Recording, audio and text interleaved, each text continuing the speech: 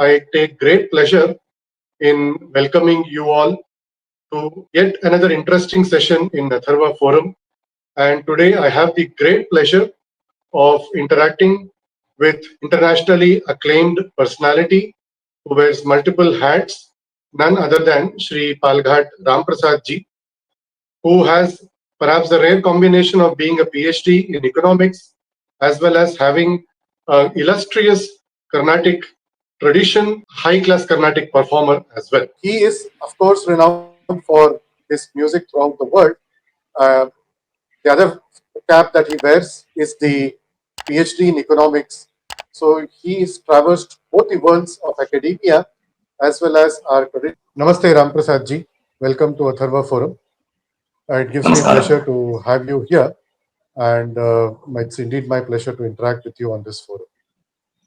Likewise. I'll start with a very generic question. That is, our Shastriya Sangeetam has come a long way since the times of Vedas, through Natya Shastra, through Sharangadeva, Ramaswamy Dikshitar, or in the recent past, Hariyakudi Ramanuja Iyengar, and what it is currently now. What are your thoughts on this journey? Largely, what has remained constant and what has changed? So, as you rightly put it beautifully, starting from the Vedas, traversing through the centuries, through the Bhakti movement, and then through our trinities, and then there was a point of inflection where the Shastriya Sangeetam started changing its course from being predominantly performed in the temples or very momentous occasions to sabhas. So that, give or take, like about 10 or 15 years, coincided with the advent of the current concert format that Sri Hariyakudi Ramanuja Iyengar came up with. Now, why is this a significant moment? When music started taking place for predominantly an entertainment purpose, when you talk about sabhas, then what Sri Ramanuja Iyengar was able to achieve was preserve the true DNA of our Shastriya Sangeetam, which is nothing but aligning to the divine, aligning with spirituality. And from your opening verse of both Natya Shastra as well as from Sarangadevas, entertaining through music for elevating the spiritual level of people. So that had to be intact. So any kind of change that happened over time, this was something which was preserved. Even while Ramanuja Iyengar had come up with this new format of packing a 3.5, 4 hour concert with about 10 or 12 songs, or 12 or 15 songs of different varieties. It could be variety with respect to language, with respect to the tempos of the song, with respect to the ragams. That concept of divinity remained pretty intact. The idea was to ensure that when it becomes a mere source of entertainment, right, while we have to preserve the bhakti aspect or the divinity aspect, it has to cater to a large cross section of people. So some might like, short songs, some might like long songs, some might like only Kalpita Sangeetam, some might like only, Kalpana. So to give this variety, to ensure that the footfalls remain a constant, at the same time, you don't dilute music of its divine aspect. This change came in, and as we all know, we still follow that, despite attempts trying to, take that away. But largely over time, when you think about how our Shastriya music has, traversed through time, until today, the one thing which has remained constant is the aspect of how our music connects to the divine. Now, what has changed very briefly in 2 or 3, succinct points? All 3 points come under the umbrella of trying to casualize, right? Make music, Carnatic music, casual rather than intense. You may think that it is a kind of overcompensation. For people think that it is so unapproachable, therefore we have to make it casual. But there is a limit to it. Now, the question is, who defines limits? When you talk about how you make Carnatic music casual, when you talk about the learning aspect, first, people like parents particular students, they want music to be fun, right? This is serious stuff. I mean, this is like Vedas. Would you expect someone learning under Roger Federer to learn tennis in a fun way so that they can be top 10 ATP players? No, absolutely not. Or would you expect someone like Yashasvi Jaiswal, who all he was doing was like flying kites, and suddenly one day, he got a call up in Indian band? No, he did not. So if you want to make it big, it entails sacrifices, right? But there is an attempt to say that, this is not required, we can make it fun, and try to bring down the concentration or the actual force that is required as sacrifice to music. So now everything is becoming student centric. Whenever they are free, they will come and learn, despite the 15 other classes they have. Now, it's totally fine if you just want to be a casual rasika. That is totally fine. But if you're using the time of a professional, right, and for one-on-one class, then it entails seriousness. So that is the first thing which I see as a drastic change in terms of learning. The second thing, the deliberate attempts of trying to overcompensate for this power dynamics and making, the relationship between guru and shishya extremely flippant. Like gurus and shishyas take pictures together, it's fine, but there is a limit to it. As if like it's so casual and we are all chill. I mean, it doesn't have to be, right? Whatever it is, a person who teaches, forget his or her age. If a person is teaching someone else, then by definition, you assume some kind of a greater knowledge of that person that has to be imparted to you. So that kind of step up and step down is definitely required, and you don't have to be like totally chill about it. No, teachers are teachers, students can be students, and you don't have to display this kind of affection outwardly. So this kind of PDA in terms of power dynamics is something which I see as bit. Third, as a way of life, you know, musicians trying to say that, what, I had a beer, I had wine, and I stay up late. Not required. Not required. If it's your choice, great. But just trying to force fit it by saying that, what, we are normal people, and then trying to overcompensate it by, saying that the way of life is not any, sacred than anyone else, something which is totally avoidable. So these are the three changes that I see.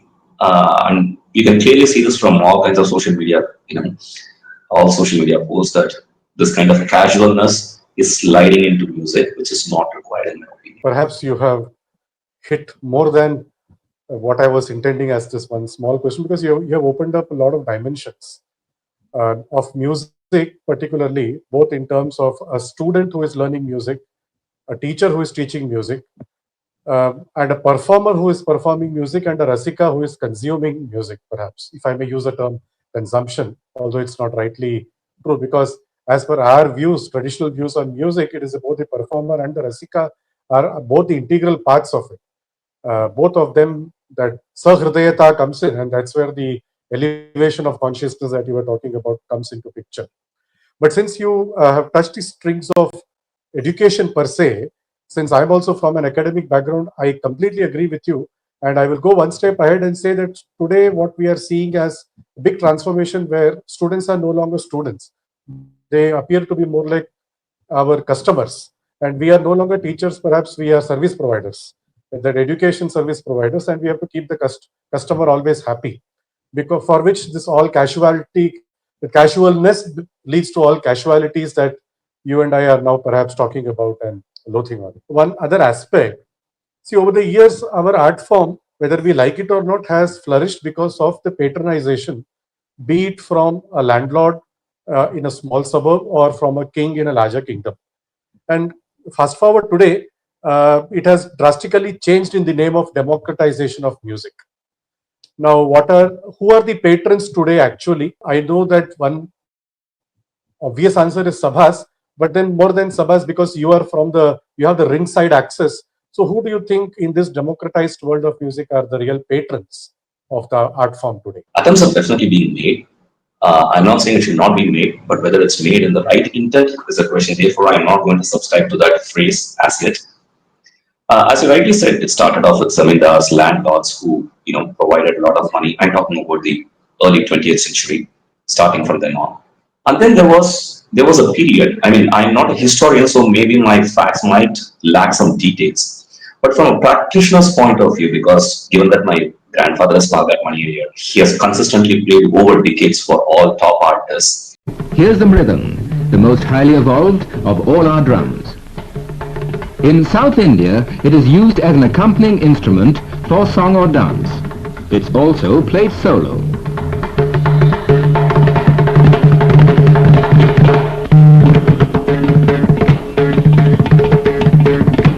The one striking feature is that there was a period, there was like about 3 or 4 decades, wherein the patronage from these landlords or these zamindars or the local, big shots was not as much. So it used to be completely based on footfalls, right? So funnily, there was an incident or set of incidents where my grandfather used to allude that the share of footfalls which used to be distributed across the artists on stage, sometimes it used to be in terms of coins. So sometimes it used to be like 24 rupees 50 pice. So that will be given to him and he will take it back home, right? So that used to be the sambhavana that he gets for playing in a concert. So those were the things that happened. The the very interesting thing that we have to notice here, I'm going to bring a slightly different dimension here, is that despite all these odds, the musicians stuck to this. Okay. Now we talk about whether it's inclusive, whether it's exclusive. That's a separate topic which we can touch upon later. But the kind of challenges that they went through, but still, wanting to ensure that the tradition is preserved, they went through the drill and they ensured that the art form is not lost. So that way, whatever we are today, we completely owe it to to our predecessors, especially those stalwarts who made it really big in the 20s, 30s, 40s, 50s. It is literally it is their arms that we are living a very comfortable life today. So that happened. And then in the 80s and 90s is when the sponsorships actually picked. Even I have sung in a lot of concerts wherein, even in 80s, I'm talking about 80s or even early 90s, where sponsorship was not a big thing, right? It used to be based on membership on the corpus and footfalls. So 90s, big time corporate sponsorships took a center stage. Of late, I'm hearing through reliable sources that sometimes political affiliations seem to be, starting to enter this fray of, promoting this art by giving money. It is one thing if the affiliation has strong roots and strong belief in the core of our Carnatic music, which is divinity. But if the affiliation is just on the other side and they are trying to provide money for concerts to happen, then in my opinion, that can be a bit dangerous because of obvious, agenda that we know of. So that we need to be careful about. Yeah, ultimately it comes down to the wherewithal and subsistence. And no matter how much one artist is completely dedicated to the field of art, we have seen examples in the compositions of the Trinity and especially the Dikshitar, when at one point of time, perhaps his only female disciple, I don't recollect her name now, but this was an incident in Tiruvarur. That's how it has come down to us. It came to an extent where there was no food for them to eat even for that day. Kamalu, she goes to the wife of Dikshitar and says that you pawn my bangle and get then thereby feed it. Gone are those days of that much of extreme devotion to the art form. If I may say so, the early Vokism that was started perhaps 30, 40 years back, if it is going to take shape, it is going to be a problematic issue. But specifically our Shastriya music, do you think there are boundaries? Because on the one hand, you say you have degree of freedom in the form of Kalpana Swaram, so on and so forth. So is there a difference between constructively pushing the boundaries and experimenting for personal agenda? Like right from the age-old period, GNB experimented in the Durita Kalam, then Balam coming down, MDS experimented in the Mandarasthai and also sometime touching the Atimandarasthai. Then Balamurani Krishna ji coming and experimenting in a different way. So are there constructively pushing the boundaries and experimenting for personal agenda, or starting a raga? There are other examples like starting a raga and changing it in between, saying I call it my whims and vagaries, or I want that azadi from that rule of sticking to that raga. Or like last year, a controversial institution bringing in unprecedented leg dem sessions. These are also experimentation. No field can survive without evolution over time. What art teaches you, I mean, if you're a practitioner, the one thing that art teaches you is humility in various forms. The one greatest form of humility that art teaches you is that whatever you try as a practitioner, you humbly accept people's reception, however it is. There have been so many instances, so many concerts in which Shamagri Srinivas had started off with a Tana. I mean, for this pedigree, he could have continued, right? But he didn't pursue that any further because he has openly said he didn't have much of reception. Pancharatna Kirtas have been sung as main songs. I'm talking about 50s and 60s. It's not that experimentation have never been done, and it should not be the case. Experimentation has to be done. The question is, now let's say I try something consciously I know for a fact whether it has a proper reception or not. Now, for my personal advertisement and for my own personal agenda push, despite knowing that it is not being welcome, right? If I don't have that humility to accept that and change my course back to whatever I was doing, or try something new, then it borders around arrogance, and it also borders around disrespect to people who don't want to consume it. See, at the end of it, if I say you're not liking my Kampudi because I belong to this background, if it was someone else, you would have accepted. If I come to this level, then I can sing a horrible todi and still say I sang a beautiful todi, but you don't have enough knowledge to appreciate it. It can go to that level. Honestly, it is just the opposite of what art should be teaching you, which is humility. So experimentations have been done even in the recent past, right?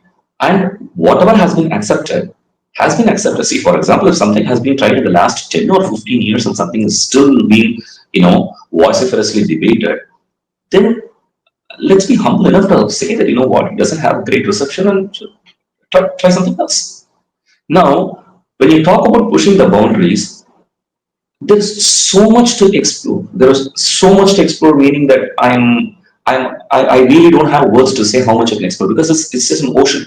If someone like Ramanathan or B.K. Pattamar can say that all I could do was come near the shore of what is called Carnatic music, then imagine what is there to explore in it, right? So the question here is, there is a big canopy, there is a big canvas in which you are given all the free space to, express your colors. Now you say, why should it be within this canvas? Why can't I just go to a different plane and do it? Right? You can question, but where is the end? For example, I can say that who said chess should be played in 64 squares? I will play only in 100 squares. Absolutely, it's a game, but don't call it chess.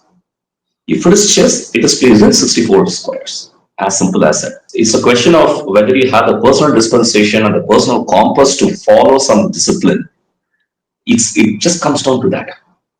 Now, we have Raga Malika. Since you gave that example of changing ragas, we have compositions which are by construction Raga Malika, which changes ragams in every specific meter.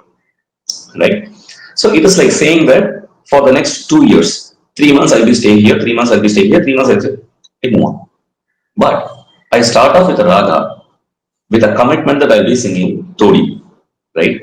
It is like entering into a marriage. Like after 2 months, I said that, let's leave this, let's look for some other spouse.